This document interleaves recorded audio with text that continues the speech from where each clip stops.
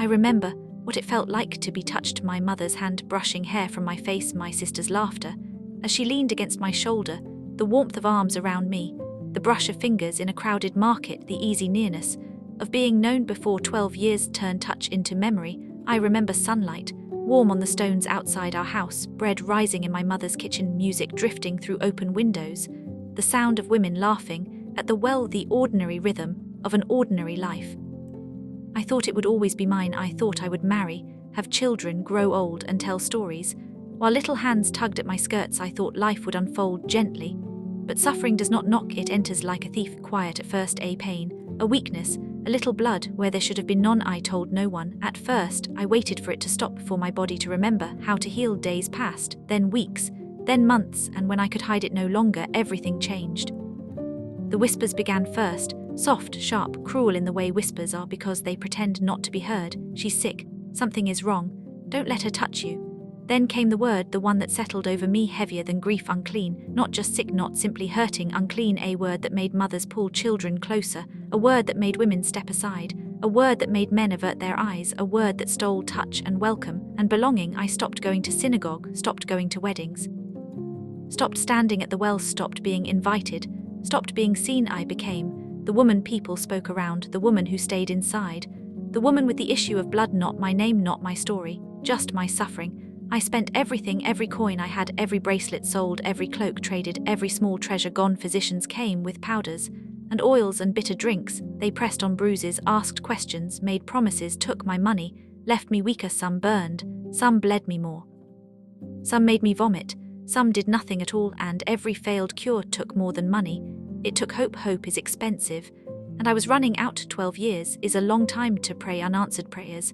A long time to sleep alone, a long time to ache for something as simple as a hand held too long. I forgot the sound of my own laughter. I forgot what strength felt like. I forgot who I had been before pain renamed me. Then one morning, I heard shouting in the street, feet running, voices rising, his name carried like wind. Jesus, the healer, the teacher, the one who touched lepers and did not become unclean, the one who opened blind eyes, the one who made lame men walk, the one people whispered about with wonder instead of fear. I stood in the doorway, my hand against the frame, my body weak, my heart pounding too hard. I told myself not to hope. Hope can break a heart faster than sorrow.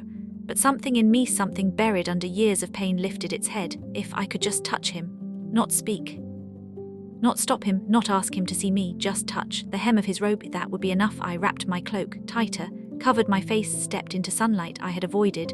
The streets were full, dust rose beneath sandals, voices crowded the air. A synagogue ruler, Jairus, was pleading with him. My daughter is dying. Voice cracked, the crowd surged, everyone pressing closer, everyone reaching, everyone desperate for something. And I became one more desperate soul. I lowered my head, moved between shoulders, slipped between bodies, every accidental touch, a risk, every brush of cloth, a danger. If they knew what I was, they would cast me out. But he was close now, so close I could hear his voice, calm, steady, like water over stone. I dropped lower, my knees in dirt, my hand trembling, fingers reaching through robes, through dust, through feet moving too fast. And then I touched him. Just the hem, just the edge, just enough, and everything changed. The pain vanished, not slowly, not fading, gone. The bleeding stopped. Strength flooded my body like rain on dry ground. Warmth spread through me, my breath caught, my hands steadied. My heart felt alive. I knew it. I was healed. 12 years ended in a moment. I should have run. I wanted to. I tried. Then he stopped. The whole crowd shifted. Silence rippled outward and he turned. Who touched me? The disciples sounded confused. Master, everyone is touching you. But he kept looking, eyes searching, not angry, certain. Someone touched me. I felt power go out from me. Breath froze, my knees gave way. I fell before him shaking. Dust clung to my skin, tears blurred the world. I told him everything, the sickness, the years, the shame, the secret, the touch, the healing. I waited for anger, for rebuke, for the look I had seen for 12 years. Instead, he knelt, he looked into my face and his eyes held no disgust, no fear, only kindness, only knowing, only love. And then he spoke, one word that broke me open. Daughter, daughter. Not stranger, not woman, not unclean, daughter. A word like home, a word like arms around me, a word that gave back everything suffering had stolen. Your faith has made you well. His voice gentle, steady. Go in peace. Peace not merely healed, not merely clean. Peace, it sank deeper than flesh, deeper than blood, into empty years, into lonely nights, into wounds no physician had touched, into places in me I thought would bleed forever. The crowd parted not in fear, in awe I stood, strong, whole seen. I looked at my hands, steady, clean, alive. I walked home through streets I had avoided, past faces that once turned away, past whispers that no longer held me. The sun felt warmer, the air sweeter, the world brighter. I reached for the doorway and laughed, a sound I had not heard from myself in years. That night I slept in peace, and when morning came I woke not as the woman with the issue of blood, but as the daughter.